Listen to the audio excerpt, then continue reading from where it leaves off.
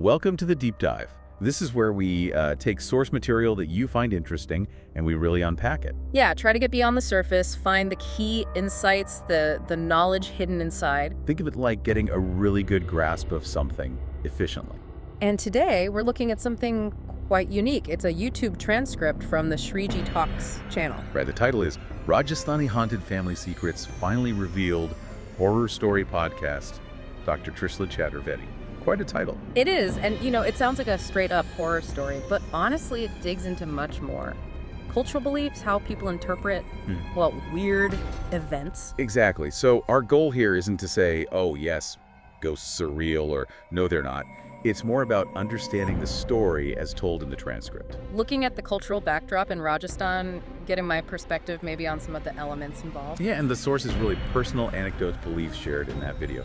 So let's jump in. Okay, so the core story starts in Rajasthan. We're talking the 1990s. There's this middle-class family, 3 daughters, and the main thing on their mind is getting the eldest daughter married.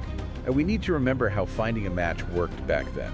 Not like today with apps and websites. No, it was all word of mouth, family networks, and often a mediator, in this case, a pandit. A pandit's sort of a respected community figure, right? Yeah. And here, he's involved in suggesting matches, looking at horoscopes. Exactly. And this pandit, he looks at the eldest daughter's horoscope and finds something, alarming. Alarming how? He says there's a shadow, some kind of entity he claims attached to her, and even more concerning that it's living in their house. Wow, okay.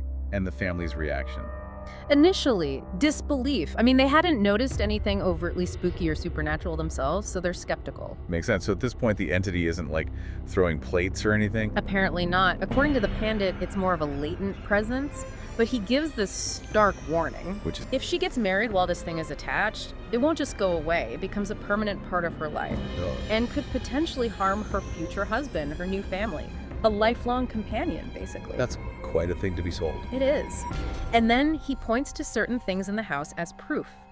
Signs of this entity. Okay, like what kind of signs? Persistent termite problems. Huh. And rust appearing on iron objects. Termites and rust. Yeah, and he links these directly to this negative energy establishing itself in the home. It taps into cultural beliefs about omens, things that seem mundane but are interpreted as signals. But hang on, didn't the transcript mention another angle on the rust thing? Something astrological? It did, yeah. It mentions a possible link between the moon and Saturn in her birth chart that could, astrologically speaking, cause issues like rust on iron. So right there you have 2 potential explanations, supernatural entity or astrology. Precisely, which adds a layer of complexity straight away, doesn't it? Is it an omen, or is there another, perhaps more grounded explanation?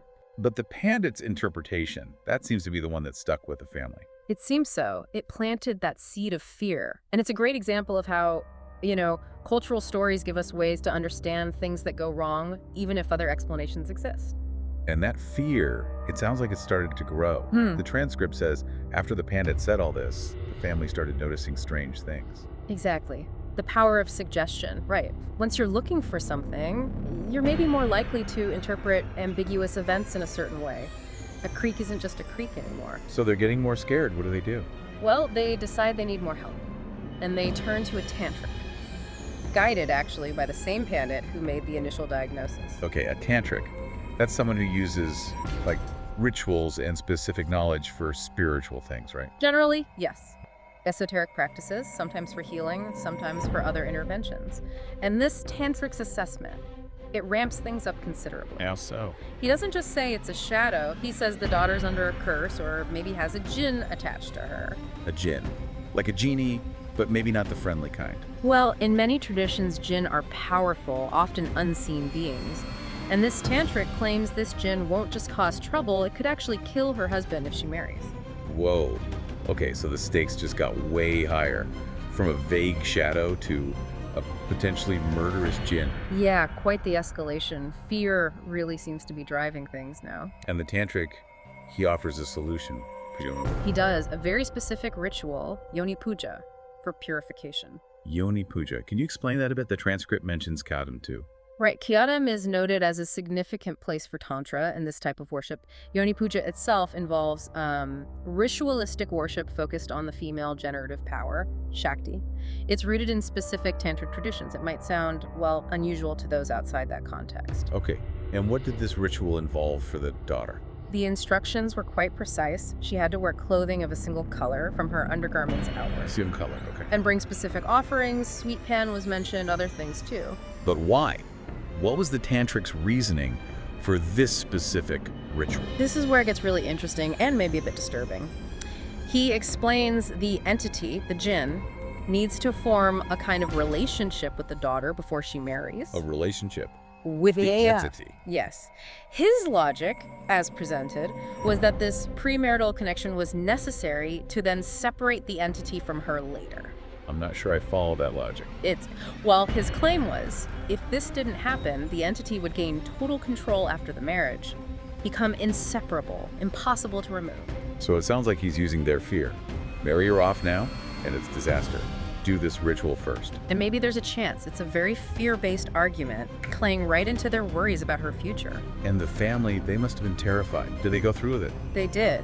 Understandably feeling desperate, they followed his instructions. What did the ritual actually look like? The transcript mentions her lying down inside a circle. Some actions took place, but they aren't specified in detail. But she was told she might feel or sense an entity during the ritual, and she was instructed to accept it, almost like accepting it as her husband, just for that moment. That is deeply unsettling, just the idea of it. Extremely. And, well, what happens after this ritual is where the story takes an even darker turn. Oh no, what happened?